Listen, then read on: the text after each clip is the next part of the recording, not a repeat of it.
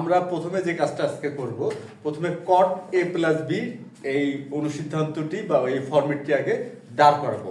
সাধারণত আমরা এই ত্রিকোণমিতিক গাণিতিক ক্যালকুলেশনের ক্ষেত্রে tan a প্লাস বি এই অনুসিদ্ধান্তটি ব্যবহার করে থাকি।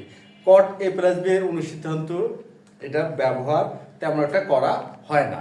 যেহেতু এটা ব্যবহার খুব একটা নাই, এই জন্য cot a প্লাস বি সমান আসলে কি হয় সেটা প্রথমে আগে আমরা প্রতিষ্ঠিত করব cot a প্লাস বি। তারপর এই অনুসিদ্ধান্তটি বা এই ফর্মেটটি ব্যবহার করে আজকে আমাদের গাণিতিক সমস্যার সমাধান করব। আচ্ছা, তাহলে প্রথমে আমরা কি করব, cot a প্লাস বি টা দাঁড় করাবো, cot a প্লাস বি। আচ্ছা, এখন আমরা জানি যে cot থিটা সমান সমান কি হয়, cot থিটা সমান সমান হয় cos theta by sin theta. সুতরাং cot a প্লাস বি সমান কি হবে, cot a প্লাস বি সমান হবে cos a plus B divided by sin a plus B. আচ্ছা, এই তো গেল cot a plus B, cos a plus B divided by sin a plus B. এখন কথা হচ্ছে, এখন আমরা কি করতে পারি, এখন কথা হচ্ছে এটাই যে এখন আমরা কি করতে পারি। আমরা এখন খুব বেশি কিছু করব না, আমরা যে কাজটা করব cos a প্লাস বি যে ত্রিকোণমিতিক অনুপাত আমরা জানি cos a প্লাস বি এবং sin a প্লাস বিও ঠিক তাই। আমরা প্রথমে কি করব, cos a প্লাস বি সূত্র আর sin a প্লাস বি সূত্রটা এখানে লিখব। আচ্ছা, লিখি। cos a প্লাস বি আমরা জানি cos a প্লাস বি হচ্ছে cos a into cos b minus sin a into sin b। এই হচ্ছে cos a প্লাস b। আর sin a plus b, sin a plus b সমান সমান হয় sin a into cos b plus cos a into sin b। এটা হচ্ছে sin a plus b।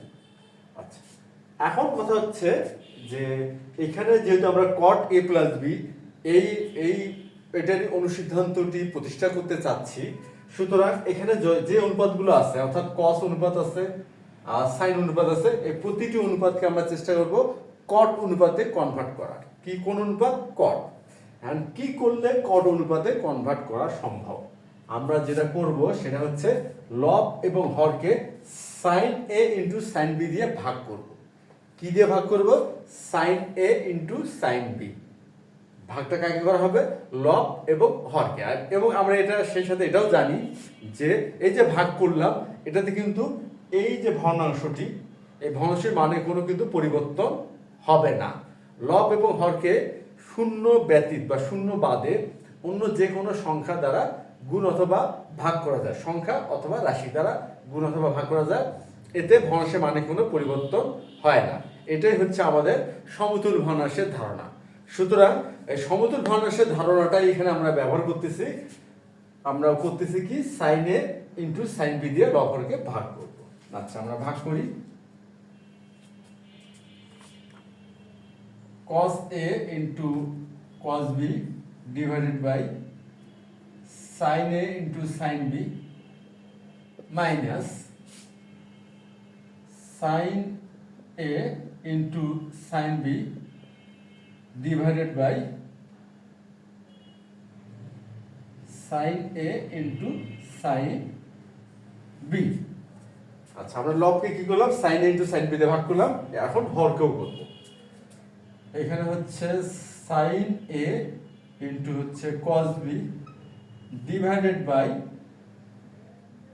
sin a into sin b plus এখানে আছে হচ্ছে cos a into হচ্ছে sin b আর ডিভাইডেড বাই হবে কি sin a into sin b। কারণ আমরা লব এবং হরকে sin a into sin b দিয়ে ভাগ করলাম। এখন দেখি কি হয়। এখন যেটা হবে, মানে যে হিসাব করে, অবশ্যই অনুমান করে না, হিসাব করে, সেটা কি আমরা এখন খেয়াল করি। cos a by sin a এটা হবে cot a, cos b by sin b এটা হবে cot b। সুতরাং আমরা পাচ্ছি এখানে কি, cot a into cot b minus sin a into sin b divided by sin a into sin b। অর্থাৎ ভাগফল হবে 1, এখানে ভাগফল 1, তাহলে হবে মাইনাস, এখানে 1 লিখলাম। আচ্ছা, লবে আমরা কি পেলাম? cot a into cot b minus 1। আর এখন হরে দেখি, এই যে সাইনে ভাগ হয়ে গেল 1, আর cos b divided by sin b, এখানে হবে cot b প্লাস, আচ্ছা এখানে sin b ভাগ হয়ে যাচ্ছে, অর্থাৎ 1 হয়ে গেল, আর cos a by sin a এটা হবে cot a। আমরা কিন্তু পেয়ে গেলাম cot a প্লাস b এর অনুসিদ্ধান্তটি, যেটা কিনা হয় cot a into cot b minus 1 divided by cot b plus cot a।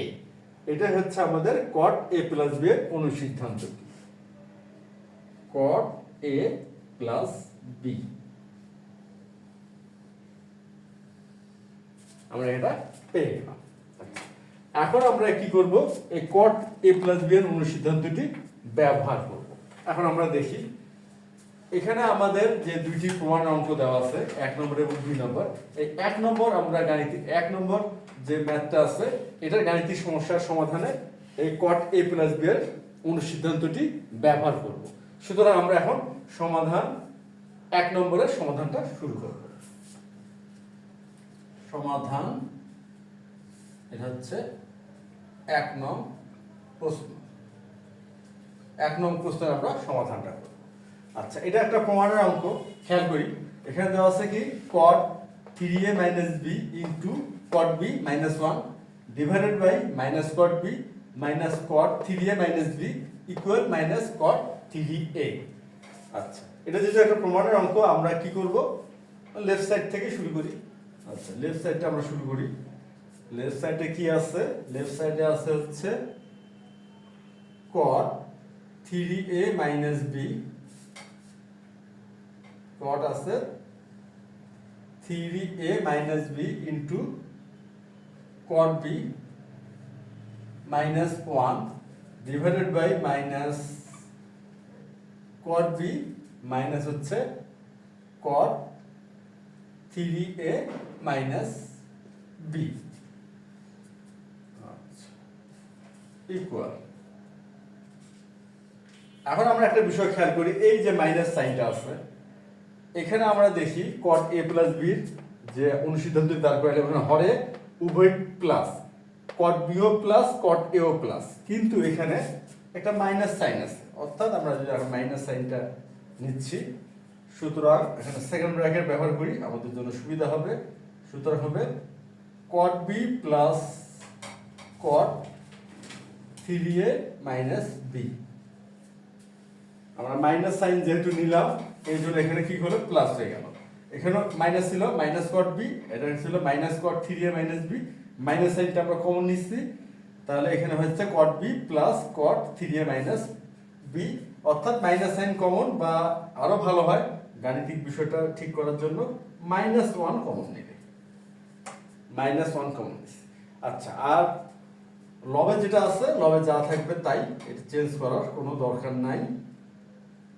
তাহলে cot 3a - b into cot b - 1।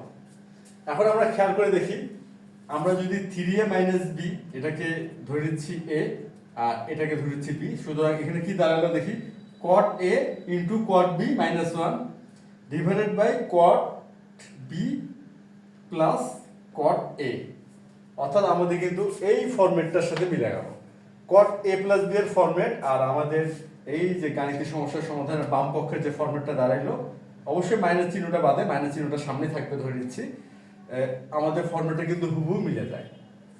এই ক্ষেত্রে আমরা কি করতে পারি? এই সরাসরি cot a প্লাস b এর অনুসিদ্ধান্তটি ব্যবহার করতে পারি।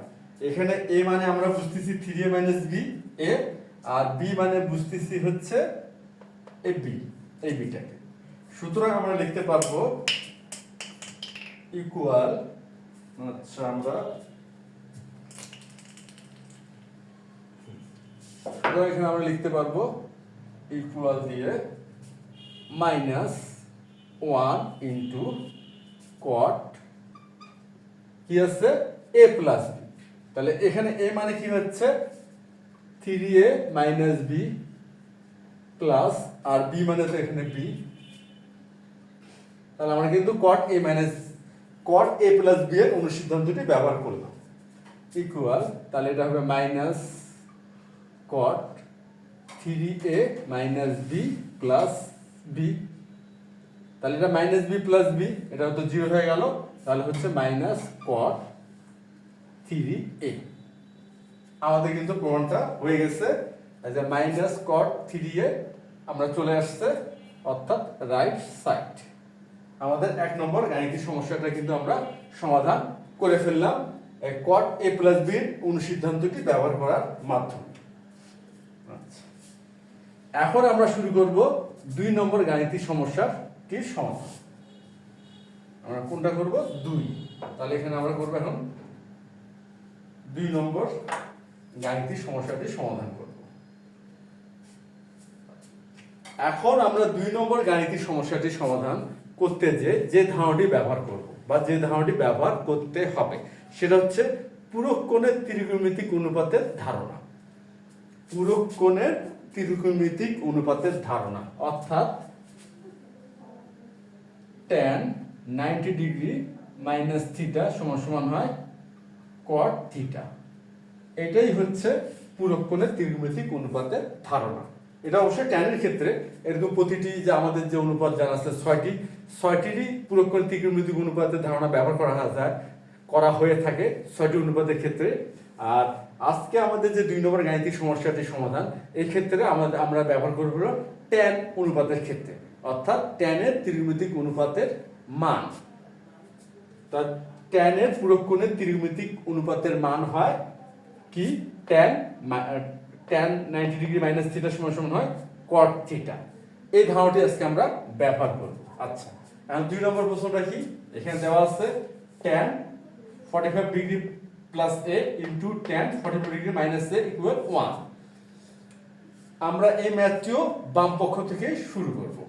তাহলে লেফট সাইড ইকুয়াল হচ্ছে tan 45 degree plus a into tan 45 degree minus a। এখন যে আমরা কাজটা করব সেটা হচ্ছে tan 45 ডিগ্রি প্লাস a, এটা থাকলো। আর দ্বিতীয় ক্ষেত্রে যে কাজটা করি সেটা হচ্ছে tan সেকেন্ড ব্র্যাকেট দিলাম 90 degree minus 45 degree minus a লেখা যায়। খেয়াল করি, এই যে 90 থেকে যদি 45 আমরা বিয়োগ করি 45 হয়, 90 থেকে 45 বিয়োগ করলে 45 হয়, মাইনাস a তো থাকবে।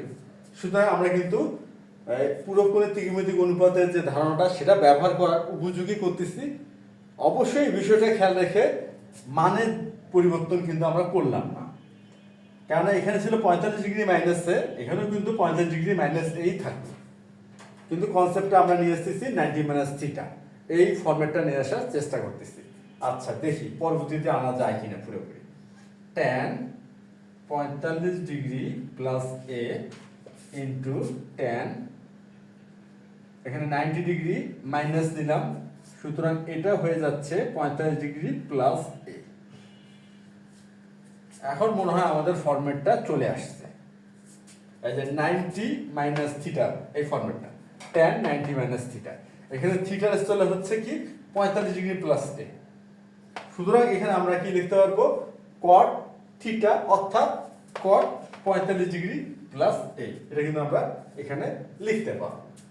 আচ্ছা, তাহলে আমরা এখানে লিখব, এখানে tan 45 ডিগ্রি প্লাস এ, এটা তো থাকলোই। আর এই ক্ষেত্রে আমরা লিখতেছি cot 45 ডিগ্রি প্লাস এ, অর্থাৎ আমাদের tan এর পূরক কোণের ত্রিকোণমিতিক অনুপাতের ধারণা আমরা এখানে সরাসরি ব্যবহার করব। এরপর যেটা হবে, আমরা জানি tan এর বিপরীত হচ্ছে cot, আর cot এর বিপরীত হচ্ছে tan। tan এবং cot পরস্পরের বিপরীত অনুপাত।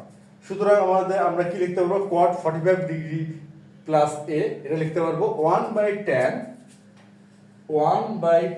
45 degree plus a, 45 degree plus a, এটা কিন্তু আমরা অনায়াসে লিখতে পারবো। এখন আমরা খেয়াল করি, এই যে tan 45 degree plus a into 1/tan 45 degree plus a, অর্থাৎ এখানে যদি আমরা ভাগ করি কি আসবে? আসবে হচ্ছে 1। সুতরাং এখানে আসলো 1। আমাদের প্রমাণের বিষয়টা কিন্তু এটাই ছিল, tan 45 degree plus a into tan 45 degree minus a equal হচ্ছে 1।